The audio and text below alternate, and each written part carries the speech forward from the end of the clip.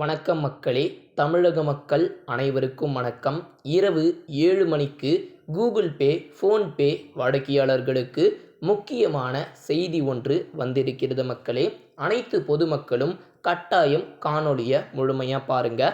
இது போன்ற பயனுள்ள தகவலை அறிந்து கொள்ள சப்ஸ்கிரைப் பண்ணுங்க.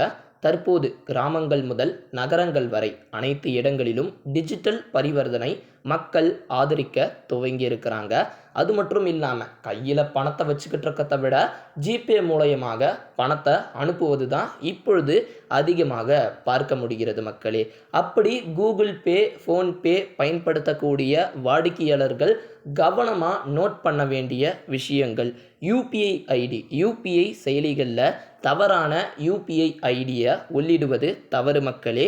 இந்த ஒரு சிறிய தவறு மூலயமாக தெரியாத நபரின் வங்கி கணக்கிற்கு உங்களுடைய பணமானது சென்று விடுகிறது. எனவே சரியாக யூபிஐ ஐடியை தெரிந்து கொண்டு அதில் பணம் அனுப்புவது சிறந்தது என்று சொல்லியிருக்கிறாங்க.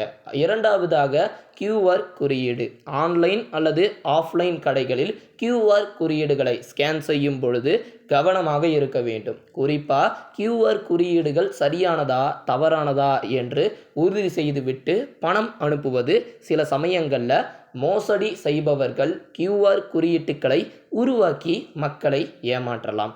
அதுக்கப்புறம் மூணாவதாக தெரியாத இணைப்புகள். அதே போல் உங்களுடைய ஃபோனில் யூபிஐ பணம் செலுத்த சொல்லும் தெரியாத இணைப்புகள் கிளிக் செய்ய வேண்டாம் என்று தெளிவாக சொல்லியிருக்கிறாங்க. குறிப்பாக உங்கள் ஃபோனுக்கு வரும் ஓடிபியை யாருக்கும் கொடுக்காதீர்கள். அதாவது எவ்வளவு நம்பகத்தன்மை என்று தோன்றினாலும் கூட இந்த ஒரு தவறை செய்ய வேண்டாம் என்று சொல்லியிருக்கிறாங்க மக்களே. நாலாவதாக பணம் பெறுபவரின் பெயர். யூபிஐ மூலயமாக அதிக கட்டணம் செலுத்த வேண்டிய நிலைமை இருந்தால் பணம் பெறுபவருடைய பெயர் மற்றும் யூபிஐ ஐடி மற்றும் தொகை எப்பொழுதுமே இருமுறை சரிபார்க்க வேண்டும். அதே போல் உங்களுடைய செயலி எப்பொழுதுமே புதுப்பித்த ஒரு நிலையில் வைத்திருங்கள். அதாவது உங்கள் யூபிஐ செயலியை எப்பொழுதும் லேட்டஸ்ட் அப்டேட்டில் வைத்திருக்க வேண்டும் மக்களே. அடுத்ததாக கடவுள் சொல். அதே போல் உங்கள் வங்கி கணக்கிற்கு நீங்கள் கடவுள் சொல் பயன்படுத்தக்கூடிய இந்த ஒரு யூபிஐ பயன்படுத்த வேண்டாம் அப்படின்றத சொல்லியிருக்கிறாங்க. அதாவது யூபிஐக்கு வேறு ஒரு கடவுள் சொல்லை பயன்படுத்தவும், குறிப்பாக உங்கள் யூபிஐ பின்னை அவ்வப்போது தவறாமல் மாற்றவும் என்றும் சொல்லியிருக்கிறாங்க மக்களே.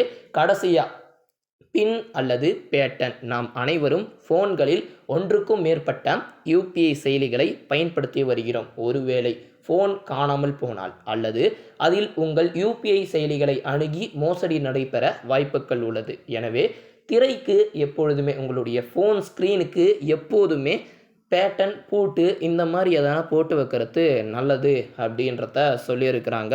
குறிப்பாக யூபிஐ பின் எண் மற்றும் பிற வங்கி சார்ந்த எண்களை ஃபோனில் சேமித்து வைக்கக்கூடாது. அப்படி சேமித்து வைத்திருந்தீங்கன்னா அதன் மூலயமா எடுத்து என்ன வேணால் பண்ணுவதற்கான வாய்ப்பு இருக்குது.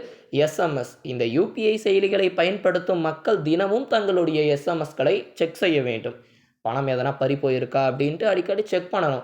ஒருவேளை உங்கள் அனுமதி இல்லாமலே பரிவர்த்தனை ஏதேனும் நடந்திருப்பதாக தெரிந்தால் உடனே அருகில் உள்ள காவல் நிலையத்திற்கு புகார் தெரிவிக்க வேண்டும் மக்களே. இல்லை உங்கள் வங்கி கிளையை சென்று அங்கே போய் பார்ப்பதும் நல்லது என்பது போல குறிப்பிட்டிருக்கிறாங்க. இந்த செய்தியை மற்றவர்களுக்கு பகிர்ந்து கொள்ளுங்க. இந்த செய்தி உங்களுக்கு பிடிச்சிருந்தா நம்மளுடைய சேனலை சப்ஸ்கிரைப் பண்ணுங்கள்.